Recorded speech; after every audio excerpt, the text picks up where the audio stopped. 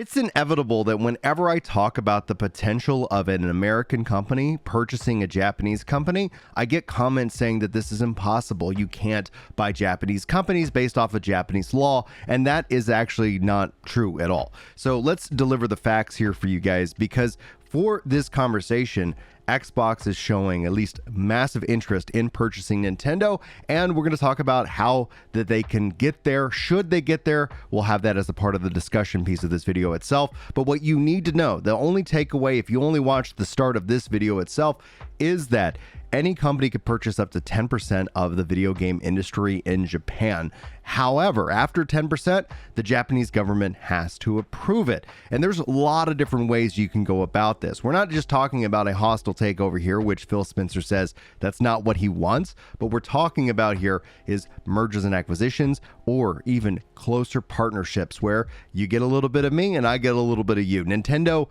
is actually really keen on doing those kind of deals based off of their history. But let's go ahead and dive on in. Hello everyone, and welcome to my channel. My name's Brian, if you happen to be new around here, but if you're a part of this amazing 74,853 of y'all future everyday millionaires, welcome in and welcome back. We talk a lot about games and a little bit about life here. Now, if you're also part of the 80% of y'all who've yet to subscribe, welcome. Thank you so much for checking out this video, and I hope that you get something really good out of it. So yesterday, let's dive right in. And we're going to talk about this over at Work to Game in a vlog, but Delivery Moogle asked, since Microsoft made a deal with Square Enix, do you think it's possible that Microsoft is hinting at acquiring Square Enix? And I think this goes beyond Square Enix, because Tom Warren reports, based off the Xbox console leaks, so much news today, that internal emails suggest that Phil Spencer discussing buying Nintendo as a potential acquisition target for, and also perhaps Warner Brother Games and also Valve. Xbox is not messing around, but let's dive into the actual body of this email, and we can sit here and just kind of show you guys what is actually happening. Takashi, I totally agree that Nintendo is the prime asset for us in gaming today. Gaming is our most likely path to consumer relevance. Dyslexia. Yay. I've had numerous conversations with the LT of Nintendo and a tighter collaboration, and I feel that the US company would have a chance.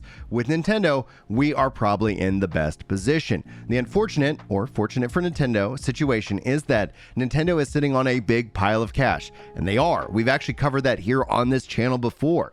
We've been breaking down what the numbers actually look like, so it's so good for me to see that my work here is continuing to be proven correct, which makes me, maybe there's a little bit of, a little bit of pride in that, but we'll just roll with it. Anyway, they have a BOD until recently, and it has not pushed for further increases in market growth or stock appreciation. I say until recently, as our former MSBOD member, Valve Act, has been heavily acquiring shares of Nintendo. We've kept in touch with Mason Morfitt as he has been acquiring. It is likely that he will be pushing for more from Nintendo stock and could create opportunities for us. Without that catalyst, I don't see an angle to a near-term mutually agreeable merger of Nintendo and Microsoft. And he uses the words merger, and I think that makes the most sense. Again, let Nintendo be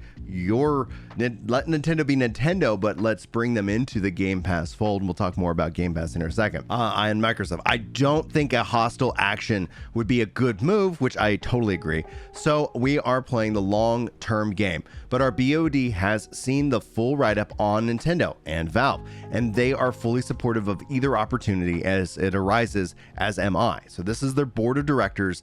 This is what they're talking about, and their Microsoft and the team is fully on board, and it looks like things might be moving. Who knows? Maybe we'll get updates on this after the Activision Blizzard deal closes. Not saying that it will for Nintendo, but it would be a massive win for Xbox, and honestly for gamers all around the world who are tired of only having Nintendo on Nintendo hardware. Now, confidentially, we have two fairly active M&A discussions in gaming right now: Warner Brothers Interactive and ZeniMax. I took ZeniMax to the board of directors last week, and prior to the board of directors discussion, I asked Amy and Satya if they wanted me to slow either or both of these given the TikTok discussions, and they were both empathetically told me no, they are fine with doing all three of these big deals, and it makes sense. I won't say Warner Brothers and Zenny is Nintendo, but both are for sale, and getting by if things align. Biggest obstacle in Warner Brothers is IP ownership. We wouldn't own any of the IP, which hurts long-term flexibility, and the only obstacle in Zenny's valuation expectations on founders. But I think it is likely one or both of these might happen, which will help us continue doubling down on our gaming relevance. To give a sense of this scale, ZeniMax is about the size of our current first-party studios org, so that we would be doubling our content asset. Downside is that there is more core, less broad, not mobile, and North American, Europe, etc. I love the discussion in Valve, and I'm looking at the opportunity here. At some point, getting Nintendo would be a career moment, and I honestly believe a good move for both companies. It's just taking a long time for Nintendo to see that their future exists off their own hardware. It's taken them a long time. And Nintendo, he's right, sitting on absolute massive amounts of assets that they do not need to worry about. But this is where things are going to get interesting. We'll talk about the future console leaks, etc. But I want to play this message from Phil Spencer regarding how Microsoft's message to the Tokyo Game Show here in 2023. So let's hear what he had to say. Minasan konnichiwa, Xbox no Phil desu. We're thrilled to be back at the Tokyo Game Show this year with the Xbox digital broadcast.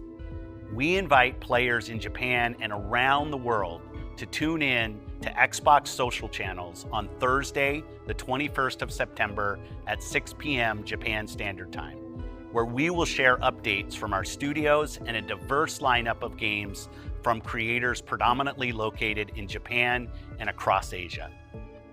The future for Xbox in Japan is bright, and we can't wait to share these updates with all of you. From everyone at Team Xbox, we hope you have a great Tokyo Game Show.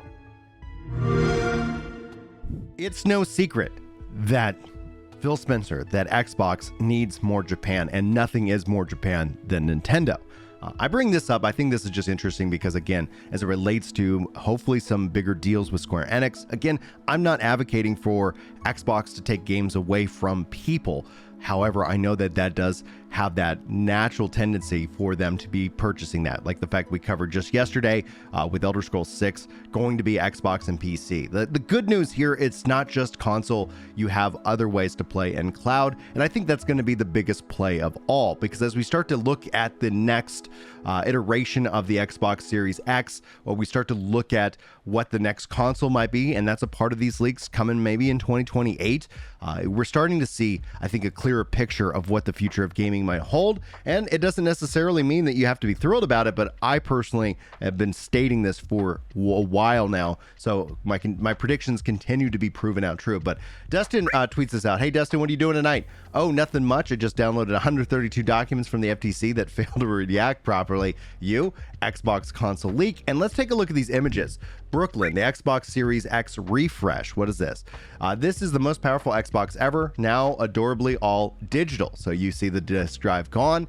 Brooklyn will deliver 4K Gen 9 console gaming with more internal storage, faster Wi-Fi, reduced power, and more immersive controller, and a beautiful redesign that elevates the all-digital experience of the Xbox ecosystem. This is something that I probably would purchase for myself, not gonna lie here. So, giving our fans more to love, beautiful and innovative new design, more internal storage for games, 2 terabytes, USB-C front controller for power delivery, all new immersive controller, and same great price at $500. You can see the technologies, new South Bridge and moderate I/O and sustainable efforts, Wi-Fi 6E radio for better throughput latency and interference mitigation, BT 5.2 ratio for improved accessory experiences, 6 nanometer die shrink and improved efficiency. And then for the sustainable story here, reduce PSU power by 15%, new lower power standby mode of 20%, current XSS standard mode, and increased use of PCR and housing by 30%, 100% recyclable packaging. Now looking at the controller, you can see here a redesign here. The world's best controller now playing on a screen near you. Play anywhere, Xbox Wireless 2, direct to cloud, Bluetooth 5.2, seamless pair and switch, new mobile app features, C pairing device and cloud, manage device accessories for the immersion, feel the game, precision haptic feedback, VCA haptics, double the speakers, accelerometer, quieter buttons and thumbsticks. Do good, feel better. Recharge and swappable battery, recycled materials, less resin, repair repair and disassembly, in this case, durable and reliable new modular thumbsticks, improved longevity, continued build and improvements, and approachability. Engage and delight. Lift to wake. I like that as a feature.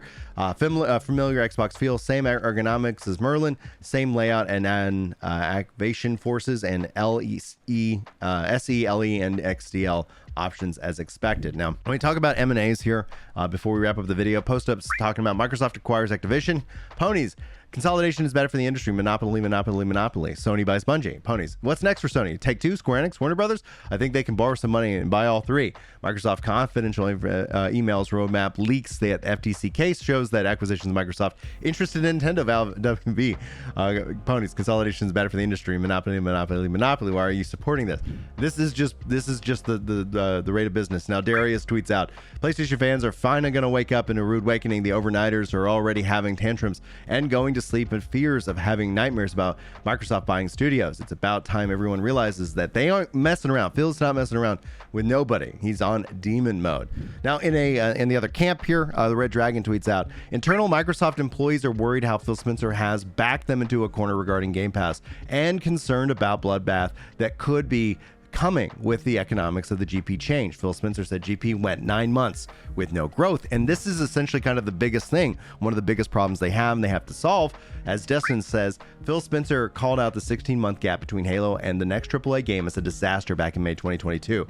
I like his note about learning. And he talks about, we are taking a deep bet about AA and this quarter and the service that feels like we're likely to go through a gap of almost 16 months between big exclusive launches on our platform.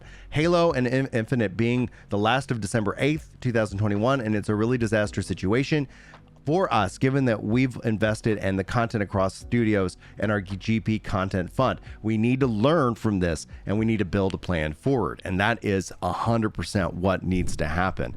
So guys, what do you guys think? I feel that buying Nintendo, Xbox can do it. They've got the money to do it. And if they are making moves to do it, this is going to be a game shifting moment. This would take Nintendo, this would take Microsoft, this would take gaming into a whole new era. And the question is for you, what does Sony do to respond? Do they also try to buy Nintendo? And I wouldn't be opposed to that if everybody all of a sudden wanted to start owning each other and then just bringing these games to whatever platform, whatever piece of plastic is your thing of choice. But that's going to wrap it up for this video, guys. Let me know how you think, how you feel about it. I'd love to hear your thoughts. Hit that like button on your way out. Leave a comment if you can.